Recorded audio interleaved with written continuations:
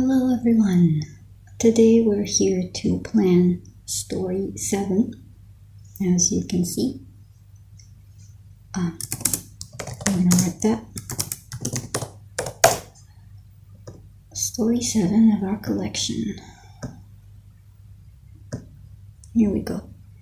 So just like story 6, the graveyard thing, I will not be using a prompt from a contest or something like that. I already have an idea of what I want to do. The general idea is that it's going to be about neighbors. Let's start. So, time. The time doesn't really matter because it's going to be a personal event, not like other stories where we saw in Jack in the Corner it was during a full moon. The time here doesn't matter. It will just be during nighttime. That's it. So, night time. For the place, well, the neighbor's house.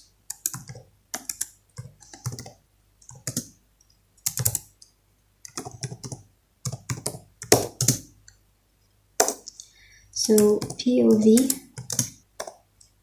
first person. Our main character will be somebody that lives in the house next door to these people, clearly. And we're gonna get their story from their perspective. Now the gender of our character literally doesn't matter. Now for the word count.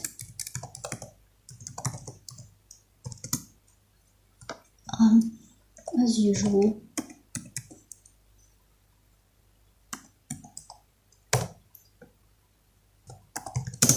overall. So the thing about these neighbors is that they appear flawless. Oh my god, my neighbors. Perfect, even.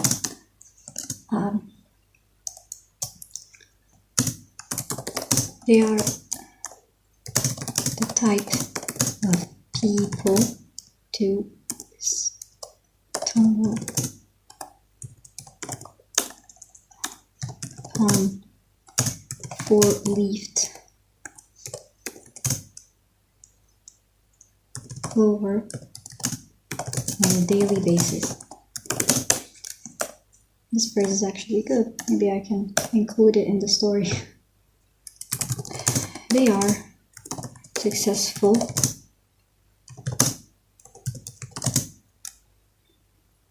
in every way. Every member of the family. So the family consists of the parents, the older daughter, the middle child, this one I don't care about the gender, and a little girl, the youngest.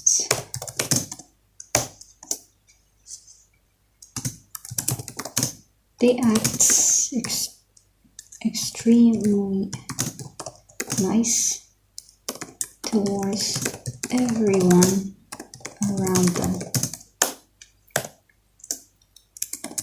All of them are well mannered and behaved.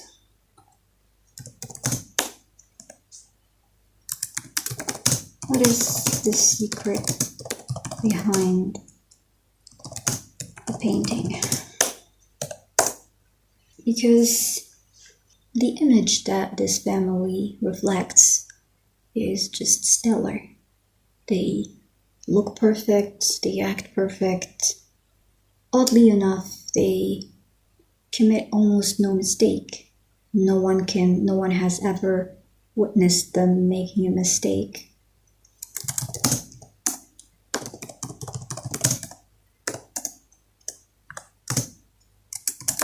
Our main character presents the family and describes them. Oh my god, our main character, and describes them. Describes their encounters with them. And then finally, we reach the main event or occasion happens, which is an invitation for dinner. The perfect family invites the main character's family over for dinner. Now, in the middle,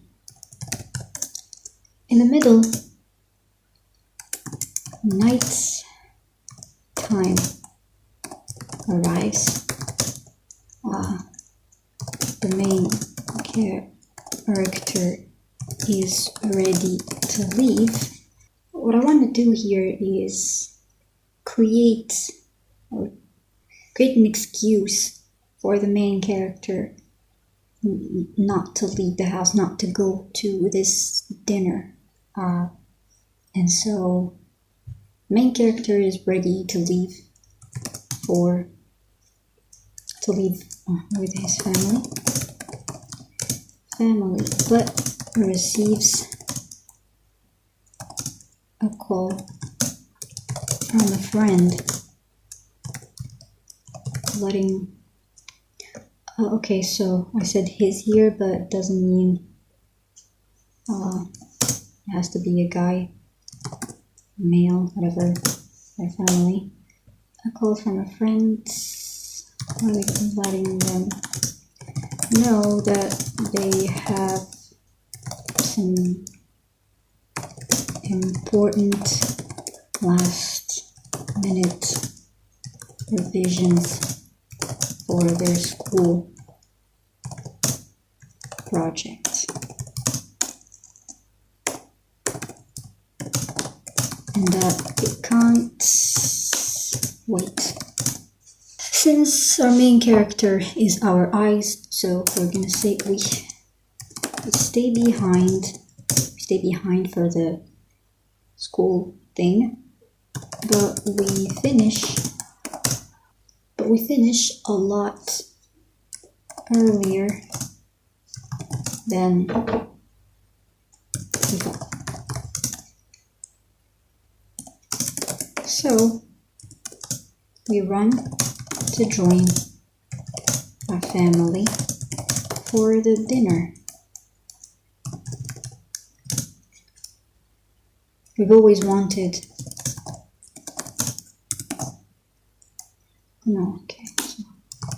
character always wanted to see the inside of the neighbor's home.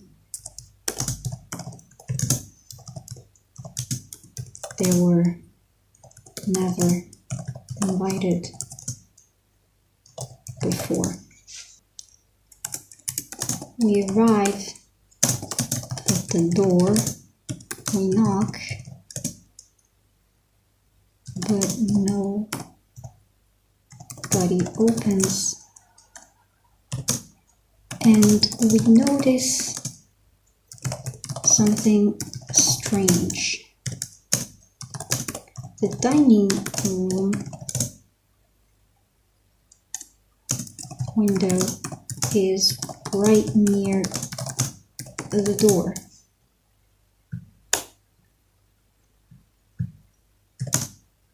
Yet we can't hear any sound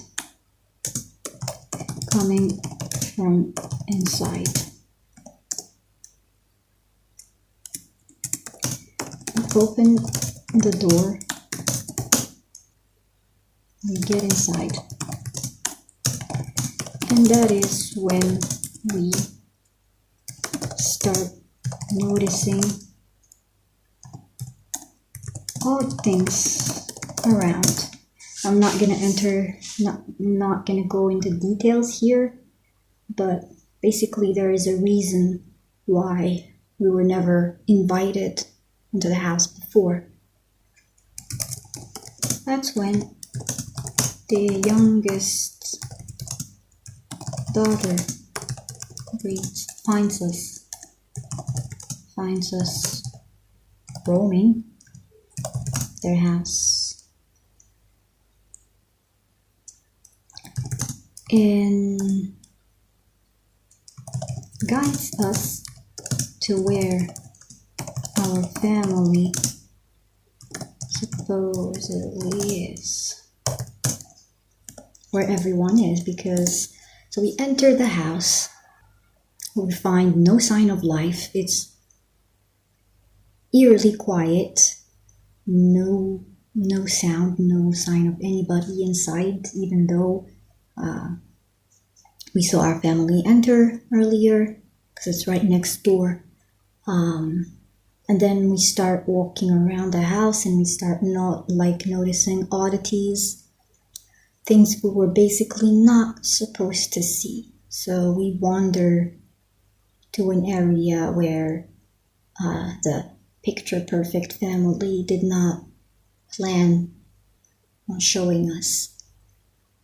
And that's when the youngest daughter appears, and she acts weird.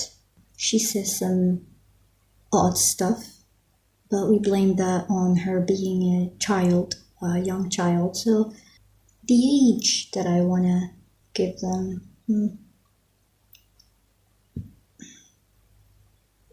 let's say 6 years old. Yeah, that'll do. And she tells us that, well, she can guide us to where they were. Her family took our family for a visit around the house since it's the first time we entered, so it makes sense. But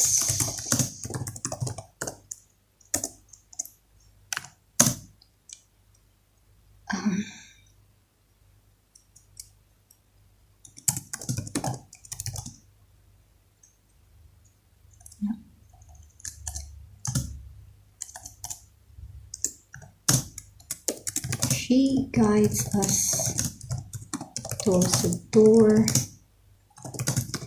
and stairs leading downwards.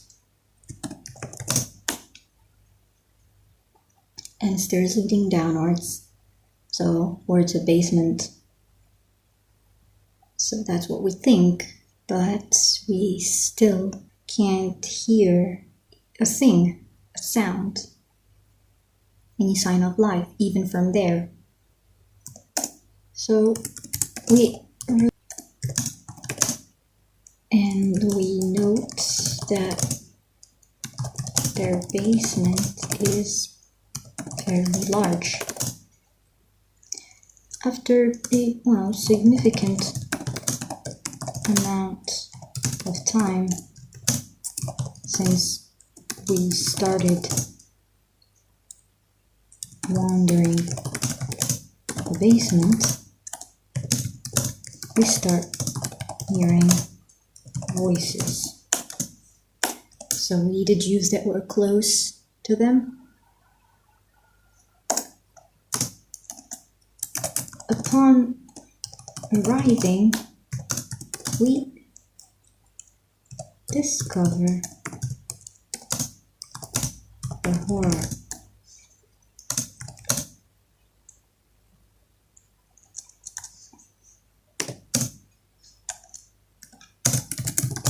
The secret of the perfect neighbors. and what allows them to be so successful in their lives. So here we have it.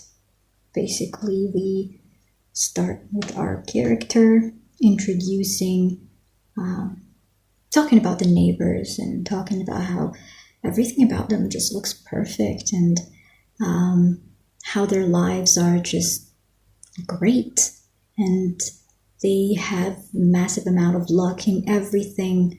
Basically everything they touch, everything they do works for them, and basically everything about them is to envy.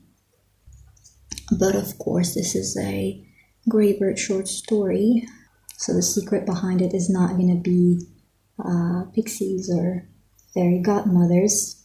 No, the truth will be much more sinister than that. The event that kickstarts this entire thing is the fact that just one day out of nowhere they invite us, let's say for the occasion of their oldest daughter reaching 18 years of age, and that's how they lure our family into their house. And they're super curious because they never invite anybody inside. Before we get the chance to go, before time comes for this dinner party, whatever, we receive a call from a friend that says that, well, we kind of messed up on something in our school project and it's due tomorrow, so we need to correct the mistakes tonight, otherwise we're doomed. So we stay behind, our character stays behind while our family goes. It only takes us let's say about an hour before finishing it, so earlier than we thought, which allows us to join our family since we're super curious about these neighbors' house. So we get there, we knock on the door, but there's no reply, and oddly enough, we can't hear any sound inside, nothing. We wait a bit, we enter the house, and there is nobody. We start wandering, and we stumble upon things that we were not supposed to see, or at least that's what the family would think. We get back to the dining room after having many questions building up in our mind, many weirdnesses and concerns about these people. We find still no sign of our family, and that's when their youngest child enters the scene, and she says something that will make us think, oh, well, dumb child. Basically, they say something silly, or that sounds silly to us because we don't know them. We don't know their true nature, what they are.